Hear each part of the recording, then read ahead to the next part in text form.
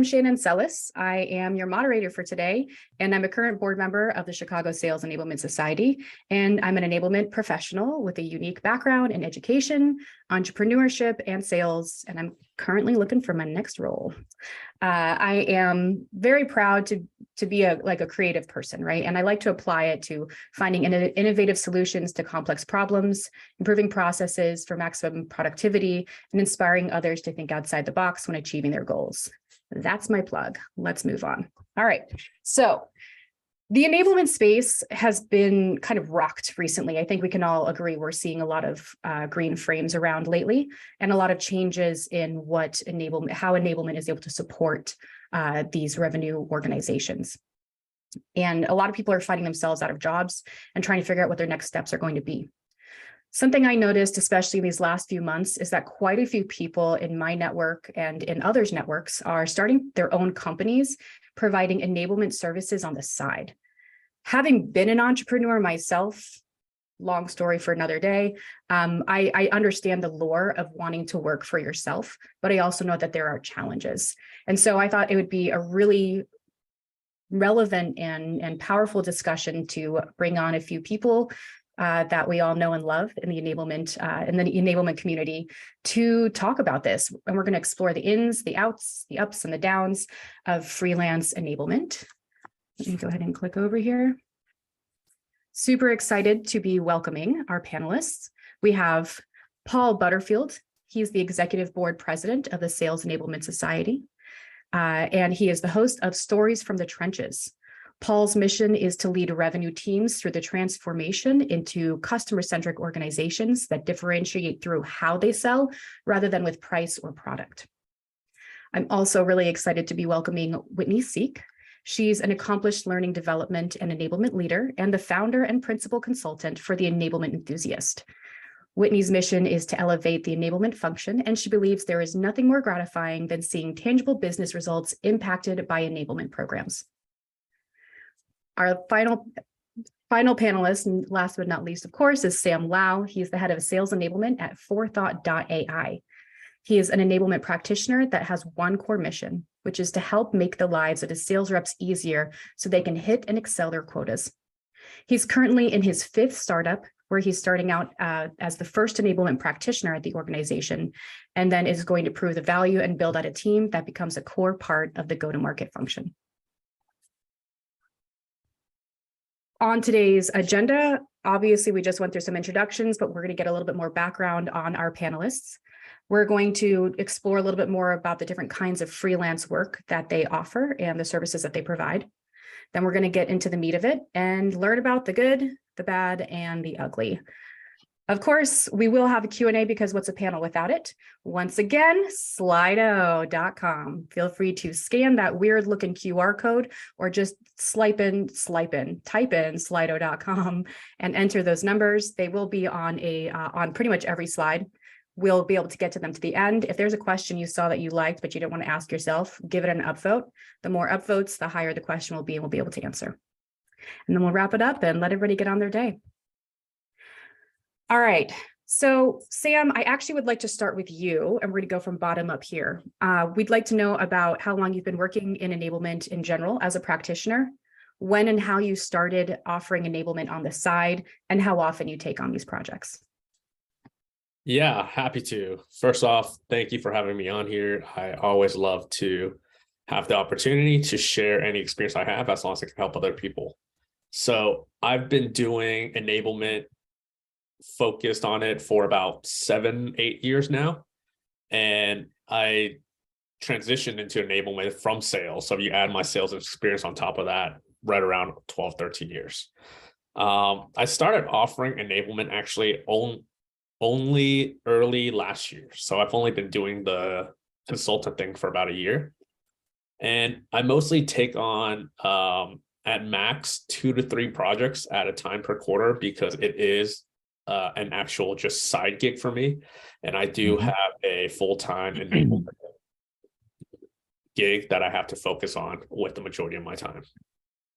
And the way I kind of started doing the side gig, it's actually pretty interesting. I wasn't even thinking about starting to do enablement on the side until all the different sales methodology trainers I've worked in the past. So when I was with other companies, when we went through Sandler, when we went through Winning by Design, when we went through value selling framework, I've created some type of relationship with those trainers. And throughout keeping those relationships and them working with other companies, they actually reached out to me and said, hey, would you be interested in talking to this seed company or series A company, where they've never really thought about enablement until they started thinking about framework sales training, and really going in there and being a specialist to help create some framework around the training that we're doing. So that's where I get a majority of my projects from. I don't prospect, I don't outbound outreach, but I get anywhere from 5 to 6 requests a quarter, and I'll take on, again, 2 or 3 of them. That's amazing. Thank you, Sam. That's definitely, definitely incredible to know that you're doing this off of referral business. Passing the mic over to Whitney. Tell us about your enablement background, enablement on the side, and how often you take on these projects. Yeah, absolutely. Thanks again for having me. And hi, everyone. I've been in enablement for over 10 years now, and I started in sales, similar to Sam, and I worked in a sales training delivery role in a center of excellence at a large Fortune 100 company. So after that, I moved into the SaaS space, and I started enablement functions from scratch and growing the teams there. But very early on in my career, I actually had this stint where I started my own business because I didn't know that enablement was a thing. And I created a company called Develco Solutions, which I had a good laugh with the panelists. Like, looking back, if you read it, like, people pronounced it Devilco. So like, lesson learned with branding. But it was about development consulting. And I realized a lot of my own inefficiencies through that. I was creating custom bespoke content, and I knew that I needed to learn more about scale. So I went back into corporate. And then fast forward, Enablement Enthusiast is actually something that started as a pandemic passion project. I didn't have intentions to turn it into a business. It was something I created to shine a light on the really incredible work that my peers in the enablement space were doing, and in a spotlight during that dark time for us during the pandemic. And from there, it evolved into a side hustle because I had so many people that I was mentoring at the time. And as I was starting my last function at Outreach, I found myself really short on time. So I was having those breakup calls with my mentees, and they were like, our company will pay for this. We can use our personal development budget for it. And so it was really nice to be able to, keep those engagements going with a few folks. And then most recently, I have ventured out on my own, and this has become a full-time consultancy. So my passion is leading a team, though, and I'm ultimately looking to move back towards that. So I'm just waiting for the right type of opportunity, and I'd love to turn this back into a side hustle. So that's a bit of a unique spin that we'll talk more about today. But right now, I get about 2 to 8 inquiries per week. And like Sam, most of my work is referral based, and then other inquiries come from my network or through social media, which is a bit unique. I haven't done like the sales side of it. It's something that doesn't necessarily attract me to the side hustle business, but I'm really excited about the progress that we've made. And if anybody doesn't already follow Whitney on the various social medias, I highly recommend it. She's got great TikTok, Instagram, and obviously on LinkedIn, bits that she does with enablement enthusiasts. And I know I get a good giggle out of it. So definitely give them a follow. Thank you, Whitney. And Paul, tell us, who doesn't know you, but I mean, tell us who you are. I'm Paul.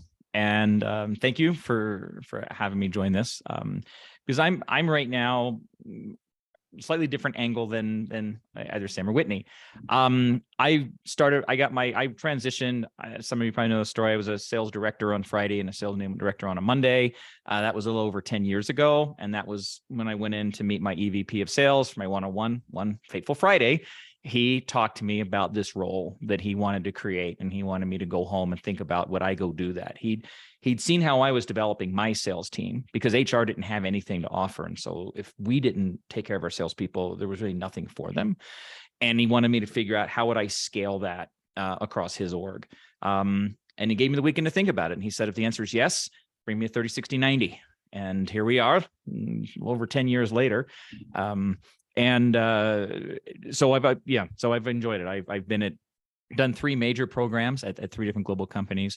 And it was was that first company where I was doing enablement and contact. One of the things that I did was take a methodology that I had learned as a Microsoft sales leader, and I had taken it with me to Intuit. And this EVP of mine wanted me to now level up and learn how to get authorized to teach it, customize it, all of that. So I went through that whole process with the methodology company itself. And then I rolled it out. Well, I'll just say we had phenomenal results and really hard measurements, and the work became a case study for that methodology, which is what led to the side hustle. So getting around to that was kind of like maybe somewhat like Sam's, and in that my first client was actually In Contact, the company where I had rolled out this methodology and build enablement, because they wanted me to keep coming back and teaching and then get one of my former employees certified. So that's what started it. That's why I created the LLC, and the work has been somewhat like that since. I am certified in a couple of methodologies, so I'll get different inquiries depending on what people's flavor is. I also have folks that just want to talk about sales effectiveness. Let's look at your process, your process stages in Salesforce. Let's figure out what that alignment looks like. Let's figure out where things are getting stuck. If there's not a methodology, then we can start to evaluate how do we address those issues.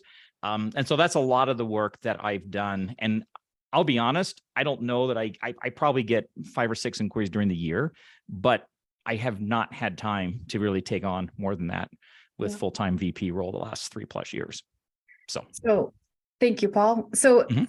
for everyone that is either coming in or just getting parts of this right now, essentially the reason why we have Paul, Whitney, and Sam, especially on this panel, is because not just their experience, but their different perspectives. We have, Paul, who is coming from an amount of time as a leader in enablement, coming into the consultation space. He's been doing it, but now considering it more full-time. Whitney, who has been full-time, has also, kind of looking to go back into the workforce. And Sam, who is currently in a full-time position as an enablement leader and offering enablement on the side. So all 3 of these perspectives are a little bit different, which is why you 3 are just a perfect combination. And Paul, you really actually started going into this next section, like telling us about the different types of projects we have, right? Mhm. Whitney, I'd love to hear, starting with you for this, like what kind of projects are you encountering and what are you responsible for? Yeah, absolutely. So Enablement Enthusiasts, I told you, it evolved from a pandemic passion project into a consultancy over the past 2.5 years. And my mission is really to elevate the enablement function, to take it from some of those reactive worlds that we're living in to a more strategic function. So I do this in a few ways. I do a lot of individual and executive coaching for individual contributors in the enablement space, folks looking to move into enablement, and then director and above that are in the enablement space trying to make that shift. The next way is around team engagement. So I host workshops and trainings for enablement teams focusing on strategy and process to up-level the way that they run their shop internally. The third is advising, so working with sales leadership that is starting an enablement function from scratch, because many of you on the call know that the way you start an enablement function within a business either sets it up for success or failure. So helping them get that right and put their hiring strategy together. And last but not least is around influencer marketing campaigns and keynote speaking. So working with the enablement tech companies and vendors in this space to be that voice of enablement and make sure that it's not marketing fluff that we're putting out there, but something that you guys can actually walk away with and apply in your day-to-day job and see a lot of value from. So those are the main types of projects that I encounter. So it's different than a lot of other enablement consultants that focus on enablement deliverables within a business, right? And you asked what I'm responsible for too. When I think about that question, I mean, starting a business, you're responsible for everything. And enablers are used to that. We're used to wearing many hats. And so for me, that means I'm CEO, I'm marketing, I'm sales, I'm the talent, I'm doing the delivery of the engagements, I'm the project manager, I'm my own admin, I'm finance. And so it's been really interesting to be responsible for that throughout this journey too. Yeah, I mean, there is all the hats that we wear as enablement people anyways, when you make your, go into business with yourself, you're just adding more of those hats. It reminds me of that kid's book where the guy would go around selling all of the caps and he looks like he had pancakes on his head. Might just be me, but don't worry about that. Paul, I know you were starting to give us kind of an overview of the things that you have, you've done in your consultation and in your side gig. Can you tell us a little bit more about what you are responsible for delivering out of those pieces? So for what I have done, I developed essentially 3 levels of service, and primarily again around effectiveness and analysis and methodology. And the depends on how much they want to do, right? So at the very core, I will enable someone on their team, certify them. I actually am, a business partner with a couple of methodologies. If that's one of the ones that's right with them, I may be doing the train the trainer model, certify them, work with their marketing, product marketing, enablement teams to coach them through creating the assets that go along with rolling out a good methodology. But again, I'm really just setting them up to do it. And then I'm there through the launch and to help mentor for a little bit of time afterwards, because adoption, frankly, customizing and teaching, it's the easy part in many cases. So, but then all the way at the other end of the spectrum, they may want me to create all of that material. They may want me to deliver the workshops and, up to some point in time when then they'll take it over from there. And so there's a range in there for me. As far as as you mentioned, I'm actually doing the exploratory work to evaluate going into this full time. I do have some projects that people have found out I left in structure. They've just kind of popped up. But I'm in the process of doing a business plan and working on my other offerings, right? The bundlings and services, but they will be along the lines of working with CROs, CSOs, in mid-sized companies that perhaps have enablement functions, but there's not a strategy, there's not a plan, there aren't good measurements. That's one set of packages I'm working on, and a couple others as well that I'm not quite ready to talk about. That's fair. That's fair. Thank you for going a little bit further into that. And Sam, I know that you are kind of coming from a slightly different perspective than Paul on this, where you're not necessarily training methodologies and being certified. I know you're certified in some, but not necessarily certifying others in it, but you're doing some of these more one-on-one and skill training. Can you tell us a little bit more about that? Yeah, that's correct. So a lot of my projects are very tactical. So I'm, again, usually working with companies that are early, so Series A, Series B, maybe even seed sometimes. And they're really dipping their toes into sales enablement for the first time. So it's kind of like seeing is believing. So we'll work on a few example sales enablement projects so they can kind of see what does sales enablement look like, what are some of the impacts of it. So it could be something as like a turnkey, let me develop a sales enablement framework for you, put an LMS, train your managers on how to coach, or it can be me developing actual content for them and then training their team themselves, right? The goal is to help them understand how sales enablement can impact their business from a tactical standpoint, but at the same time also get them started. So whenever they're ready, bring in a sales enablement person full time. It's like handing them the key to this engine that is already running versus just giving them a bunch of parts where they have to put it together. Yeah. So those are the type of projects I like to take on. I do have one client where we do more strategy stuff, like help them put together an org chart for go-to-market strategies or help them figure out what hires they need to make in order to reach their goals. But I don't take on a lot of those. I take on a lot more of the tactical stuff. So Sam, given that you are in a full-time role right now and doing enablement kind of on the side, and you kind of get to cherry pick a little bit what you are going to accept, what tells you I'm definitely taking this, or no, I'm not touching that with a 10. Yeah, so I have to be very honest with myself. First of all, how much extra time do I have? And for me particularly, am I willing to work nighttime or am I willing to work weekends? So that's the very first question, right? Once I answer that question, I could determine, how many hours of consulting work do I want to put in on a weekly basis? 10, 15, 20. And that changes quarter from quarter, depending on what my full-time job requires.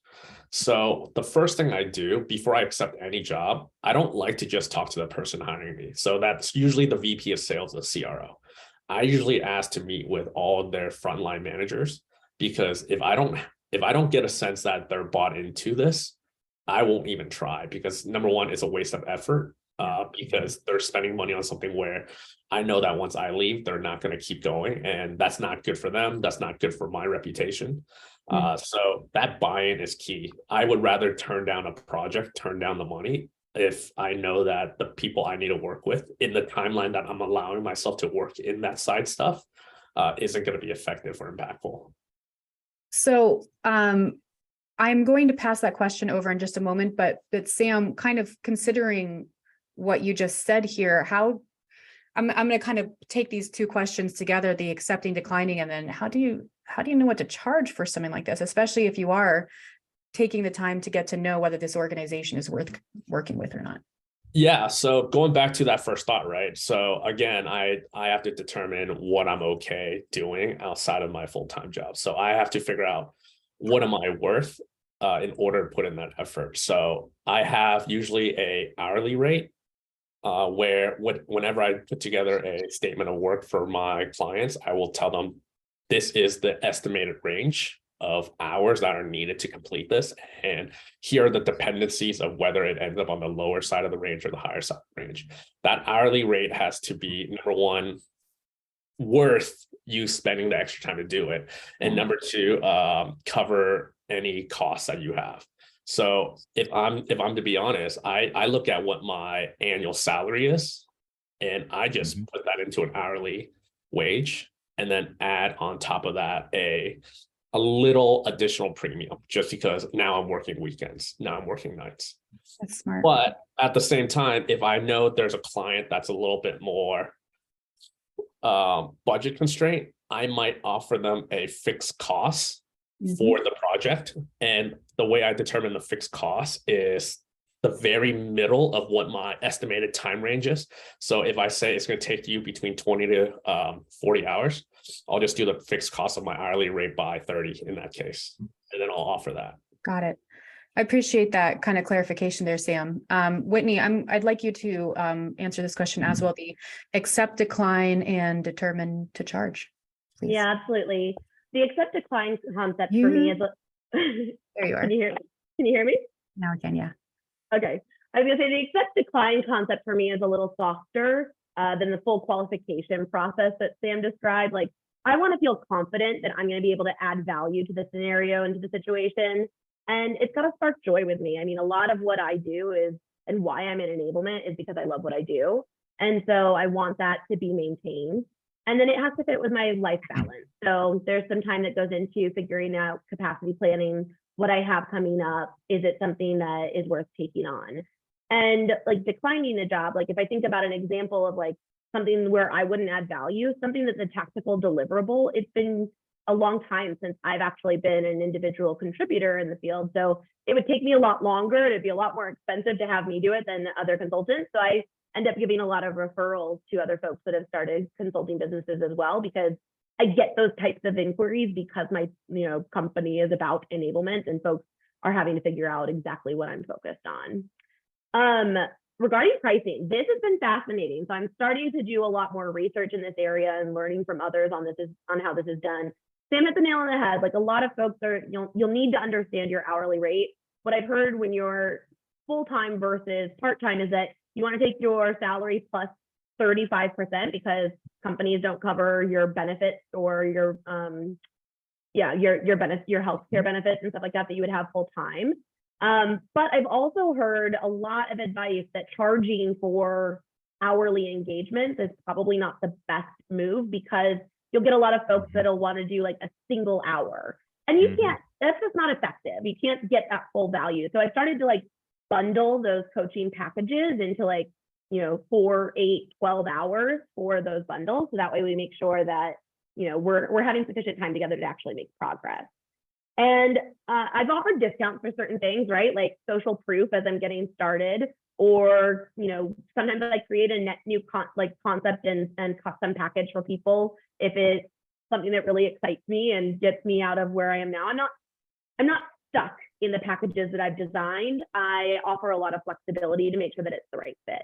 And this is an interesting tip, but I've played around with ChatGPT recently, and it's helped me build my proposal. So that's like a pro tip for those who are getting started. Like, I got stuck one night on, how to justify the value of ongoing coaching after an engagement. And so I just typed into ChatGPT. I was like, how do I justify this in a business proposal? And the answer that came back was beautiful. So saved me some time there. Very cool. Very cool. Yeah. And then last but not least, I'd say just it's an uphill battle. Like, here's some of the good, the bad, the ugly. Like, for me, because I'm doing coaching hours, that's really hard to turn into salary replacement, which is why I offer other revenue streams.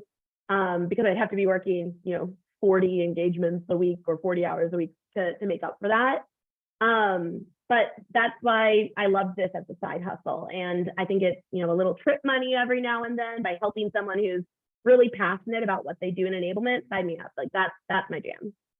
Very cool. Thank you for going through with that, going through that with us, Whitney, going through that. Thank you for going through all of that. Paul, I would love to hear, I know you're kind of looking a bit more into this. You've accepted some in the past, and you've been doing a lot of market research. Can you give us a little brief recap of what you're experiencing before we get to the good, bad, and ugly?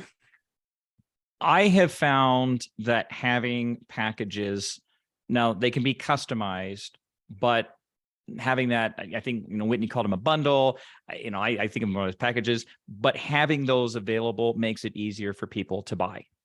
Now, like I say, if something doesn't fit exactly what they need, we can customize. But being able to go in and talk about, like I say, my case is small, medium, large type of conversation and what's involved with each, as opposed to, not that I won't ever do hourly work. Sometimes there's a good reason to do that, but I generally charge by the project, and then that's just going to increase on how much of the work, again, they want me to do, as opposed to setting themselves up to do. Right now, I'm working on some package offerings for, as I say, coming in and helping at the executive level with strategy mapping and how do you put scorecarding in place against that strategy and things like that. So that's another set of services that I'm working towards, or that I'm working on. When you say I'm doing research, I expect to make a decision probably in the next couple of weeks. As I've registered URLs and I filed for trademarks and, doing all that stuff. I ran my own consulting for about 4 years in the 90s before I got into tech. And so I know firsthand what's involved with building that and trying to learn, from some of the mistakes I made last time around to lay a great foundation. And I'm getting some good inquiries, which always is encouraging. So I imagine, back in the 90s and where we're kind of at, these things look a little bit different, but with how what you have available to you resource wise, right? So right, but it's still finding clients. That's the biggest thing. It is still, I built up with that business. I built up a great client base, but it was just a lot of work. And that's probably the one thing I tell people. You need to be really comfortable with selling yourself and picking up the phone, because it's prospecting time. So I think that's actually a great transition to the good, the bad, and the ugly. We want to hear about the advantages and the disadvantages. What are the challenges you come across? And we definitely want to hear the advice you'd offer for anyone considering this path. We're going to save that last question before we transfer to the Q&A. So let's explore the advantages and disadvantages that you experience. Paul, since we were with you just now, let's keep going. The advantages are, I'm a builder. I love building systems and processes and putting things in motion. And it's not that I don't want to stick around and measure them and be accountable. I like that too. But once teams or things get to a certain point, we can always find ways to improve. But the exciting part to me is in those beginning and middle stages when you're like I say, to build. So one of the advantages is, at least the kinds of projects that I've been taking on, is you're coming in and you're working with the, again, sales, marketing, enablement, RevOps, various teams to put something new, a new infrastructure in place, and then helping, them start to adopt that and figure out how to measure success with it. That's when the advantages is always, you're always coming in, you get to do that phase of the project. And my other thing I love to do is coaching and development. And I don't take on just that the way that Whitney's talked about, but I found that in doing these projects, there's a lot of that going on because you are setting people up to be able to do some of these things and be successful with them on their own. Fabulous. I appreciate you elaborating that. We're going to go back around here. So I'm going to do back up to the way that's on my screen. Anyways, we're going to go up to Whitney and then Sam, we're going to pass the buck to you for the advantages and disadvantages in each of your positions that you're all in right now. So some of the advantages for me. For some reason, it doesn't want to pick up right away. How about now? I hear you loud and clear. Excellent. I'd say some of the advantages for me are around just that personal fulfillment, right? Like I love helping people be successful in their roles. And I love this industry and I love the evolution and the journey that we've been on. And I'm passionate that the future of enablement is in the C-suite and I want to help us all get there. And so elevating the function like one enabler at a time is like kind of a corny line, but that's what brings me joy. So that's definitely an advantage, is that it maps to like my personal values and what excites me every day. And then next is like the enablement community is just really special. And so being able to like share referrals amongst consultants to help each other share best practices, this feels like early enablement, like when we were all trying to figure out what is it that we're doing, or like, what are some of these best practices? We don't have that defined like our sales partners do around what are some of these best practices. Now moving into like the consulting space, I feel like we're all figuring that out again together too, which is a really fun camaraderie that's built within the community. Now, some of the disadvantages that I see is it takes time to build a brand. And I shared this example with the group earlier, but you know, I've been on TikTok for a while now, and my very first TikTok video, the very first comment is, "Whose mom is this?" And I am no one's mom besides a dog mom. But it's been a year and I've gone for a long period of time with like 0 to 1 likes. And now I'm actually getting at least 2 people signing up or reaching out to me through my social media. And so stick with it. Like I just use it as a creative outlet and then it turned into something more. So it can do that as well. The power of social selling is incredible. And I mean, I didn't even put in any of them like, go to my website or like contact me for coaching. Like these have been very, very passive in that sense, truly creative outlet. And then lots of small engagements, like that can wear you pretty thin. So that's one thing that I'm realizing with my like coaching side. I love it, but doing a lot of it, you have to give yourself time to prep and block your time. And there can be like a lot of confusion when you get started around how to have your business covered legally and getting started on that side. So there's a ton of research that goes into it and time that you have to put in up front to make the most of it. Another disadvantage is that there's imposter syndrome. Like that's real. Like when you're starting your first business and you haven't done it before, and you'll have to stay confident even when, you know, you'll have slow weeks and you'll feel irrelevant and you'll feel like you're not being seen or heard, and then it'll all of a sudden pick up. And so staying mentally tough through those times, I think, is something that's really hard to do. Make some really good points there. You know, Whitney, I think the imposter syndrome is something that we all experience regularly anyways. And now on top of that, you know, we're trying to support ourselves and support, you know, we're the only ones that we could support in entrepreneurship in general, right? Sam, I'm listening to you. Yeah. So again, because I do this as a true side gig, my biggest advantage is I can choose who I want to work with, which companies I work with, which companies I don't want to work with. And having that choice just allows me to be really happy with what I do from like a additional work perspective, even though it is considered work. And I have the opportunity to make as much disposable income as I feel like I need to make. I apologize for my Slack when I turn that off.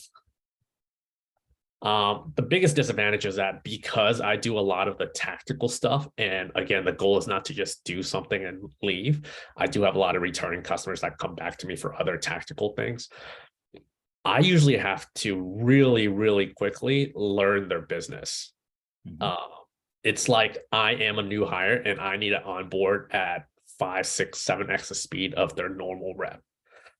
because although I do have frameworks in place and I can put in those frameworks, I'm not putting in just generic frameworks. I am putting a framework and then customizing those frameworks into their business. I have clients in the real estate investment space, which is very different than the SaaS space, which is very different than the credit card processing space.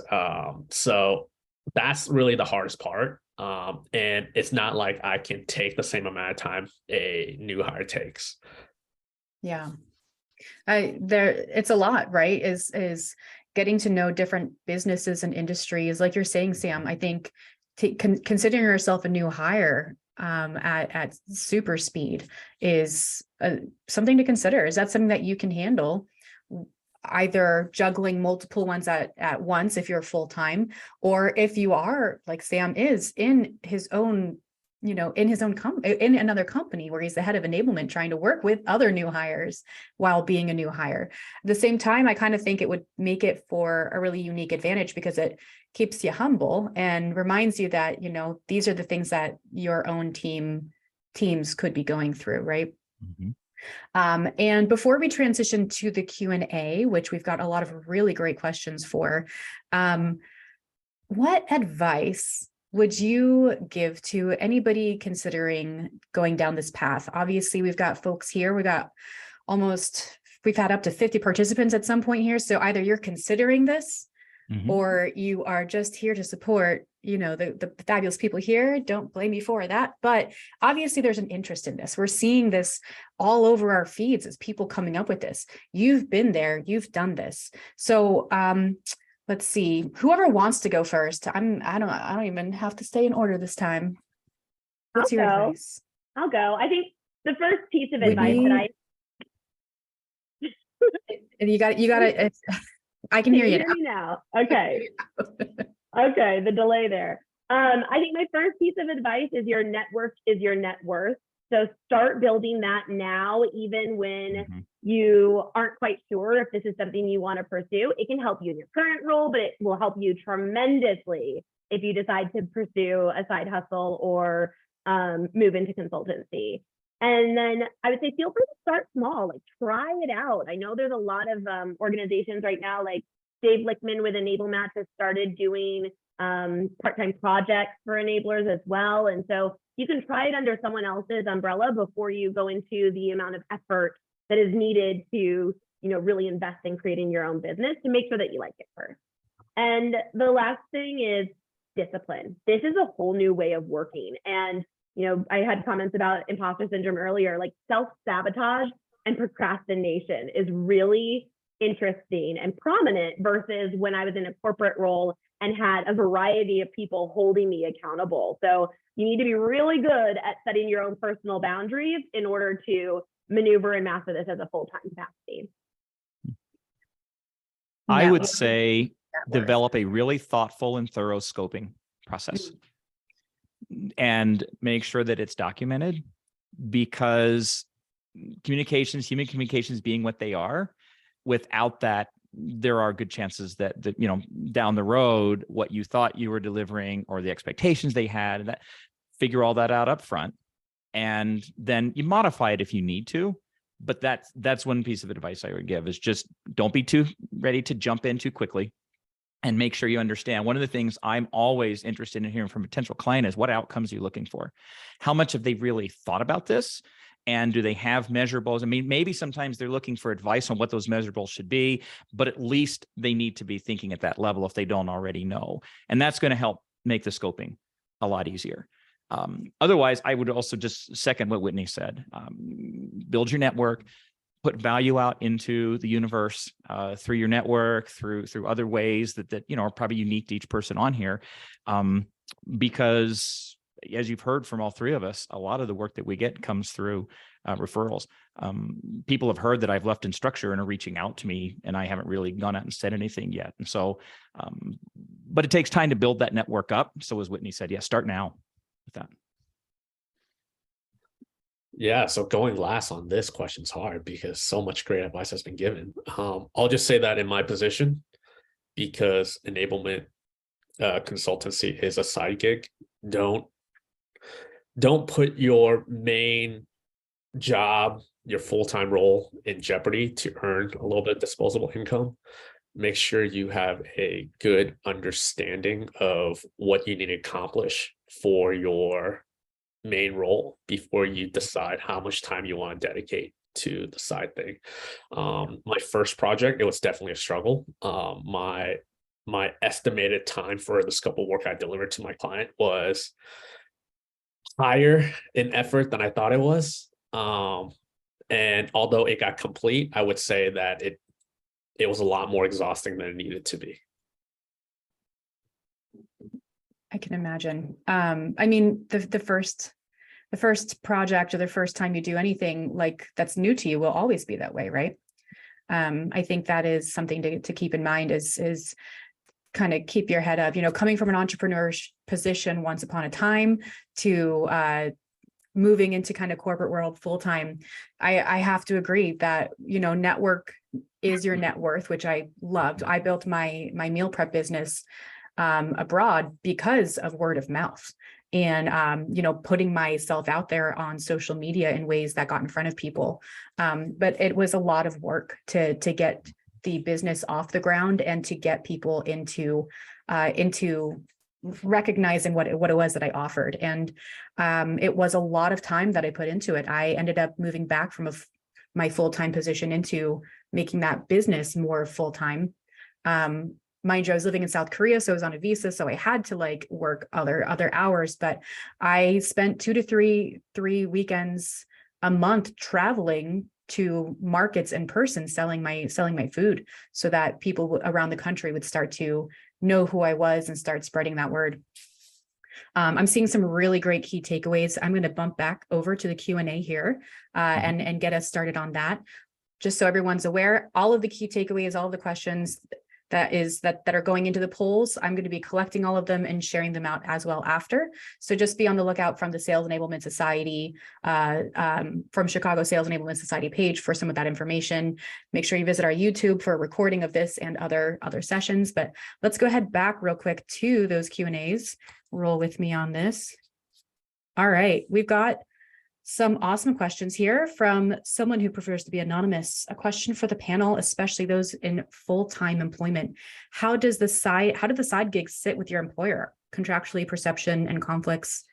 Sam, I kind of feel like this starts with you. I think this one's very much directed at me. So I'll say this, from a contractual obligation standpoint, the only legal restraining thing I have is that I don't do anything that will conflict with our business in regards to how we earn revenue, right? So that means I don't work with competitors, but because I'm this full-time head of sales enablement for my company, I'm not going to lie, I'm not going to want to help my competitors anyways.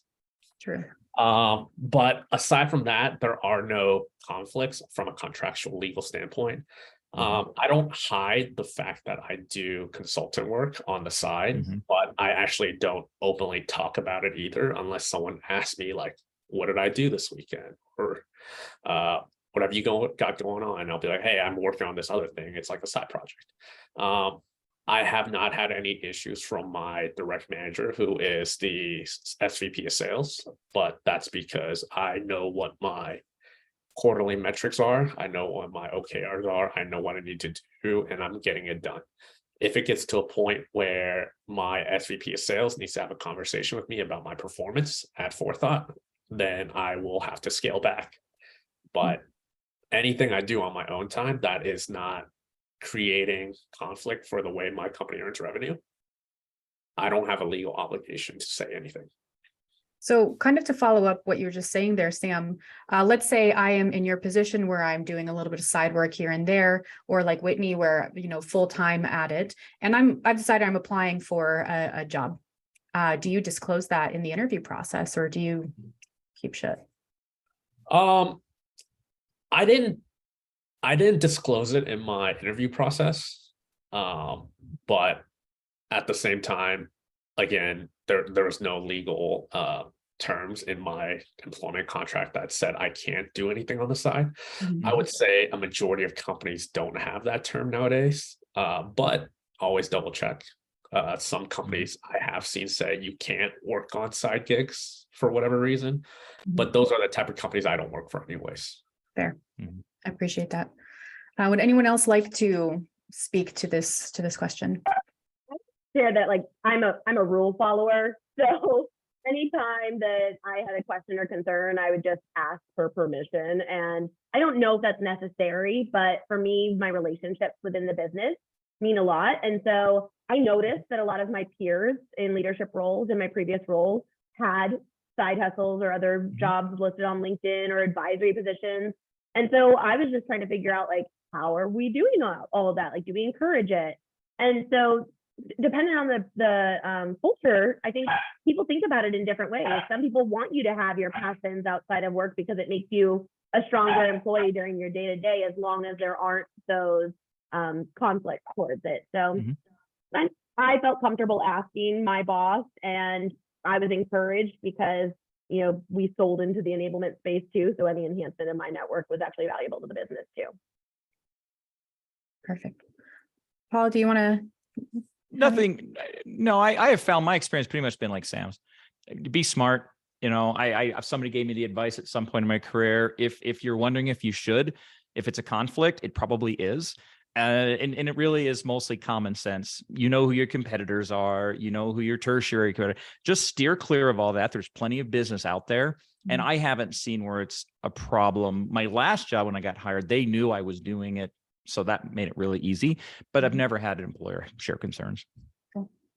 I know the next question that came up that's kind of popular is establishing the rates. I think that happened just before we were getting into that. So I'm going to go ahead and mark that as answered. I think these next two questions are pretty great. Mike, how you doing?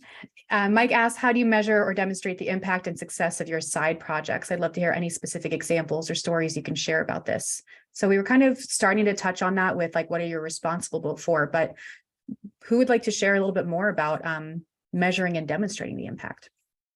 So on my side, from a tactical standpoint, it's actually pretty easily. And when I mention I actually get a lot of returning customers, it's because we're doing a lot of these tactical things and they see the value in it and they keep bringing me back for more, right? But it's that example of, hey, let's accomplish one thing and get you understanding what sales enablement does, what it can impact, and then we'll take the next step. So my SOWs are usually very much a single initiative based. So, for example, I was working with this client where they've never heard of sales enablement before. They do sales methodology training, but that's all they're aware of. So the first initiative we did for them, they just started a brand new SDR team. It was to build them a top of the funnel prospecting playbook. How do you actually go about prospecting, leveraging their value propositions? How do you create a cold call script for them, right? And the way we measure success of that is, were they booking more meetings? So the initiative is very much tied to a certain or a set of KPIs. And we are going to measure whether that KPIs are working or not. And when we do that example, then we are going on to the next project. What's the next tactical thing we need to do? So from my side, it's easier because I am very tactical with my projects.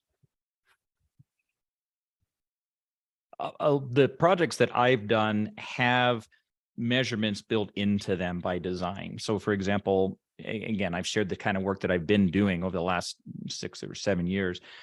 But if you're putting a methodology in place, part of any good methodology is going to be being able to see certain outcomes and tracking those. And so I'm always, making sure that they understand, okay, this is what we can expect to see based on what you told me that you're trying to achieve. We're working together on their processes, working together on their gating. And so it's pretty easy to measure. If I'm coming in and maybe talking about frameworks or strategies, again, I'm a big advocate of scorecarding all of that and teaching people, how do you actually measure if you're implementing a strategy, right? I mean, strategies often get rolled out and nobody can remember what they are a couple months later. And that's what so for me, pretty much everything I've done has that impact and measurement built into it, because as part of my job is to teach them how to do that. I'd say there are some of the engagements that I do that have a little bit of a softer approach to evaluating the impact, because we're dealing with individuals and people and their unique goals. But for my larger projects with team engagements, it's a lot around team efficiency and making sure that they're able to maximize the enablement team. And so we do that in a few ways, right? Like if you think about the impact of enablement on sales and making one salesperson have the performance of 10 salespeople, well, there's a multiplier effect with an enablement, and yet no one ever invests in the enablement function. They expect them to figure it out. And so that's where I've seen a lot of value add to the businesses that I've been working with. There's one question. We are getting ready to wrap up here. I know everyone likes to kind of get a little bit of a bio break before their next call, but this one question really stood out to me. Do your clients ever ask you to be on site? And if so, how do you manage that and the expectations? Does anyone Used to be a have lot this? more. I have not actually had anybody, well, I take that back. I'm working on right now where I would be at their kickoff in July because that's when their year starts. But since the pandemic or since lockdown, everything that I've done has been delivered, virtually one way or another. Prior to that, it was much more common to go on site. And so as to how I would handle it, I've never believed in marking up expenses. So what I would tell my clients right up front is travel expenses is a pass through, because I'm building into my rates what I need to make and that sort of thing. So handling travel was pretty easy that way. I would say I'm slightly different than Paul, where I do bill in additional expenses for travel just because it's going to take up an entire day or 2 days or 3 days. But I always have that built into the SOWs thing, and it says if you need me on site, it will be travel costs plus XYZ. So I want to say ditto to Paul's, but it's rare that I'm being asked to come on site, except if it's like a small delivery engagement that they would prefer to do it live, or like a keynote address that they prefer to do live. Excellent. All right. So I'm going to go ahead and just pause there with that. I know we've got a lot of really great questions in here, but I think that we have covered kind of the basics on here. I think everyone, did a great job answering some of these questions. We had a lot of questions that came through. We also have our key takeaways, which again, we will be sharing out, which I'm excited to see. Your network is your net worth. Again, Whitney, that's probably the one that stuck with me right away, but it's catchy. Used to teach entrepreneurship and delivered consulting services to big software companies. Many of the questions are the same that all entrepreneurs have. True. Colleges and universities often have an entrepreneur class, and counseling sometimes are free. So that's awesome to think about is, we're enablement people. We are always learning, right? ABL, always be learning. So that's what we just need to do for ourselves. And if there's one thing that I love most about this enablement community is that we're a tribe and we support each other always and always. And no matter whether we are on competing companies or industries, in the end, we support each other.